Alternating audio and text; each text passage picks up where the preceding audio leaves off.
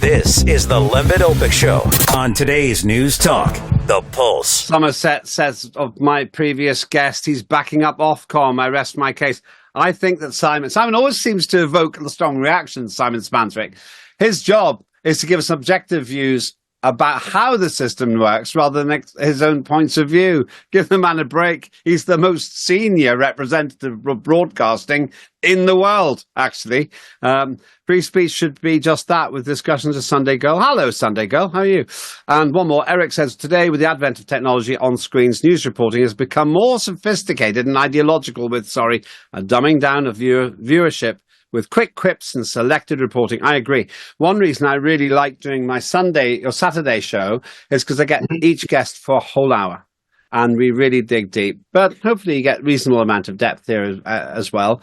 I watch the news almost continuously so that you don't have to. And I hope you feel we get reasonable depth and reasonable breadth. That's the gamble all the time. Somebody who is deep and wide at the same time is my next guest. That's Marcus Papadopoulos, who is, I suppose, how would you describe yourself? An expert in East-West relations, Marcus? I suppose so, though, of course, my enemies in the media would describe me as a, quote, Russian propagandist. One man's meat is another man's poison. Well, you're perfectly placed, then, to at least give us an insight that the mainstream media wouldn't tend to give you airtime for, and that is a helicopter view of the options before us. We've got Kamala Harris, Donald Trump, locked into the last about 24 hours, a bit less now, 20 hours of campaigning. Let's start with the big picture. Does it make a difference to East-West relations who wins this presidential election? Well, I will not withdraw one criticism which I made of Trump when he was president, which principally centered on his support for Israel. What with him ordering missile strikes on Syria, having recognized Jerusalem as the capital of Israel, and having recognized the occupied Golan Heights as part of Israel. But that aside, Trump's approach to foreign policy is far more conducive to global stability when compared to the monstrous, criminal, murderous approach of Harris, Biden, Obama, Bush, and Clinton. So when it came to North Korea, Donald Trump diffused the very serious tension which existed between Washington and Pyongyang, and that was an outstanding achievement. On top of that, his approach to Russia was one of common sense. He wanted, and today wants, America and Russia to work together in the interests of global stability. Again, that is to be commended. When you compare that with Kamala Harris, you see that there really is a major difference between the two candidates when it comes to foreign policy. Kamala Harris, like Starmer, like Sunak, and like Badenoch, has appeared from nowhere and epitomizes the very definition of incompetence. Harris is a useful idiot, and she will do anything that her masters instruct her to do, which would include going to war with Russia if that's what her masters want. So there is clearly a very major difference between Trump and Harris. That's quite an unequivocal condemnation of, let's face it, the Biden-Harris administration. I'm not quite clear, incidentally, and I really say this as an aside, I'm not quite clear why people don't recognize, or maybe they do, that Harris and Trump were the same ticket. That Harris actually has to take responsibility for the decisions that Biden made, but maybe that's just me. In terms of Trump, now you mentioned various concerns about Middle Eastern policy in Trump. You think that he would do better with Russia?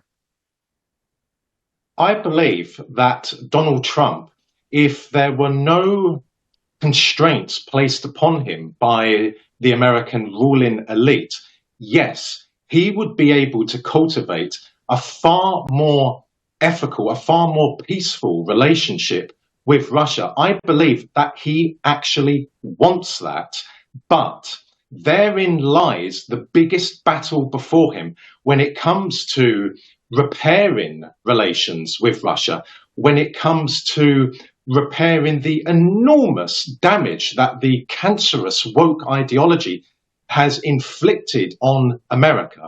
And that challenge lies in the American establishment. So even if he is to win the election, that does not mean he will be successful, because the American establishment will undoubtedly try to derail his presidency. They will try to destroy his presidency. So on the one hand, again, yes, he does want a better relationship with Russia. But on the other hand, if he's going to achieve that, then he has to go to war with the American establishment. He will have to be absolutely merciless in his war with the American establishment. He will have to purge people from politics, from the economy, from the military, from the media. Every single institution in America will have to be purged. Unless he does that, he will not be successful in his quest. Is it possible for him to do that, emboldened as he will be if he wins, by the fact he won't stand again?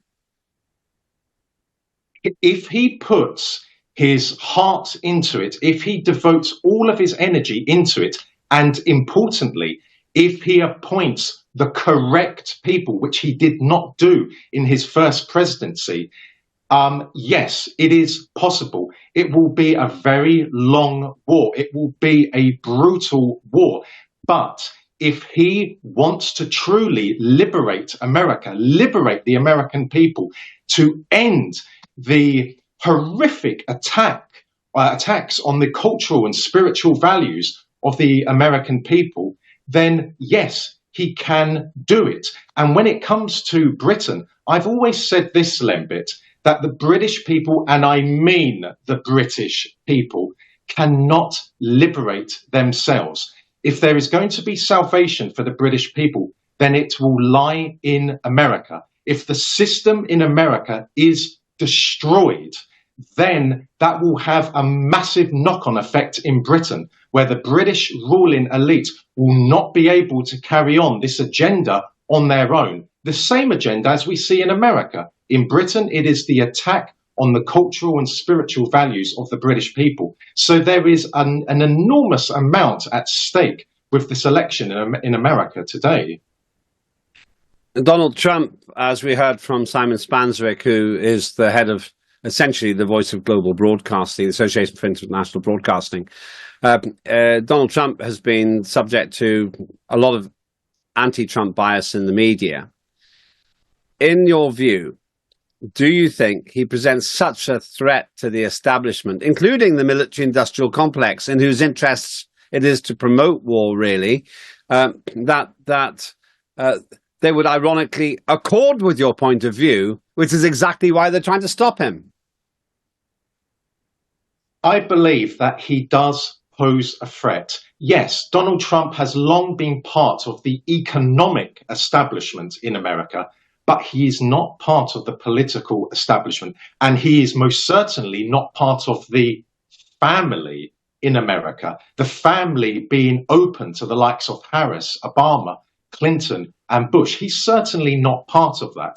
The very fact that Western mainstream media, be it American or British, clearly wants Trump to lose and Harris to win, tells us a great deal. He is a threat. Can he deliver on everything that he wants?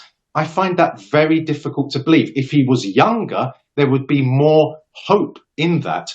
But yes, I do believe he is a serious threat.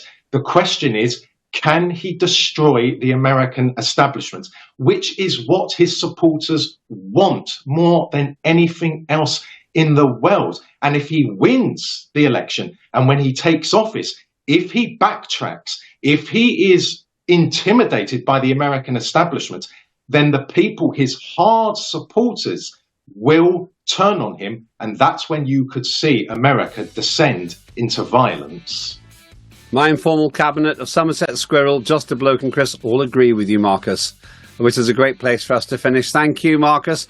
Like you, I'll probably be having an all-nighter to see who is the next president of the United States. And with that, we're out of time.